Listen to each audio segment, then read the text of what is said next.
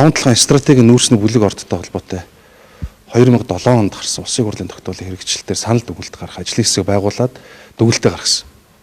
Ингээд энэ ухаан одогтой холбоотой гэрээ байгуулсан гэх асуудал нь Монгол Улсын үндсөөл холбогдох хууль тогтоомжийг зөрчсөн байна гэж хууль зүйн дүгнэлт гаргаад үүн дээр үндэслээд улсын хурлын тогтоолын төслийг өргөн мэдүүлсэн байсан. За өнөөдөр улсын хурлын ерөнхий нарийн бичгийн даргын дүгнэлт гараад ингээд нэгдүгээр тогтоолын төслийг засгийн газар буцааж байна. Тэгэхдээ хоёрдугаарт ажлын хэсэг байгуулж байна улсын хурал дээр. Засгийн газар бол нэг зорилготой. Ерөөсөө энэ Монголын ард түмэнд баялагийг эзэмшүүлэхтэй холбоотой энэ стратеги орд газартай холбоотой шийдвэрийг улсын хурлын түвшинд хэлэлцээд өгөөч. За энэний дагуу бол засгийн газар ажиллая гэсэн ийм чиг баримжаатай байсан. За энэ зорилго маань биелж байна. Улсын хурал дээр 10 гаруй гишүүний бүрэлдэхүүнтэй ажлын хэсэг байгуулагдлаа. Энэ юу гэсэн үг вэ гэхэл харахад ердийн ажлын хэсэг байгуулагдж байгаа мэт боловч 2007 оноос хойш 18 жилийн турш Монгол улсын 5 толгой ордыг тойрсон асуудал ярьсан. Үе үеийн парламент дээр ярьсан. Асуудал ерөөсө хөдөлдөггүй байсан. Ингээд анх удаага энэ парламентын үед улсын хурлын түвшинд улсын хурлын гишүүдийн бүрэлдэхүүнтэйгээр ажлын хэсэг байгуулагдаад санал дүгнэлт гаргахаар боллоо.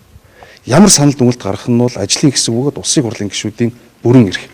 Тэгвэл олон жил ярьсан энэ тогтоол ганцхан 5 толгой орд газартай холбоотой биш. Ганцхан энержи ресурс компанитай холбоотой биш. Энэ тогтоолоор асхтын мөнгөний ордыг за оюут толгойг цагаан суврагыг зааж өгсөн ийм тогтоол. Энэ 27 дугаар тогтоолын хэрэгжилтээр олон жил ус төр хийсэн хүмүүс олон жил ярьсан. Харамсалтай нь хөдөлдөггүй байсан. За энэ удаад улсын хурл санал дүгнэлт гаргах ажлын хэсэг байгуул. Одоо энэ ажлын хэсгээс дүгнэлт гаргах хэрэгтэй. Яаж ажиллах юм бэ? Тэр 34% авах юм уу? Эсвэл өөр байдлаар шийдэх юм уу? Энэ үйл явц яаж явагдсан юм бэ? Тэгээ би ажлын хэсгийн ахлагчийн хувьд бол бид нар ажиллаад ийм 2 бот баримт бичгүүттэй холбоотой 2 бот гаргаад үүнийг бол холбогдох талууд бол хэвлэл мэдээлэл хэрэгсэл улсын хурлын гишүүд тараас үүнээс цаанд бид нар хүлээлгэж өгөх гэж байгаа хэдэн мянган хуудас баримтууд байна. Тэгэхээр ажлын хэсгээ яг энэ баримтын хүрээнд ажилласаа. За тэгээд дүгнэлтээ гарах бах. Гарсан дүгнэлтийг бол засгийн газар хэрэгжүүлж ажиллана. Одоо бид улсын хурлын түвшинд энэ асуудлыг хаахгүй бол олон жил ярьдаг, шийдэгддэггүй хэдэн асуудалтай. Тэрийг хэд ус төрчтөнд тойрч ярьдаг. Энэ байдлаас одоо гарах цаг нь ирлээ. 18 жилийн дараа улсын хурл ийм шийдвэр гаргалаа. Одоо бид нар энийг ерөөсө сунжруулаад чуулганаас чуулган дамжаад жилээс жилд яриад идэг гэж болохгүй. Одоо энэ асуудлаа бид нар ерөөсөө шийдвэрлэж дуусгах хэрэгтэй. Энэ шийдвэрлэж дуусна гэдэг нь хууль тогтоомжийг л бид нар хангуулах тухай ярьж байгаа. Шийдлийн асуудлыг улсын хурлын ажлын хэсэг ярих бах. Бид бол шийдвэрлэж дуусгахгүй бол урд урдны одоо жишгүүд нэг сэдвийг олон жил ярьдаг. За үүн дээрээ тулгуурлаад ингээд яваад идэг, шийдэгддэг. Энэ олон алдартай нэг юм асуудлууд байгаа шүү дээ шийдэгддэг. Одоо бид нар энэ хандлагаас татгалзаж байгаа.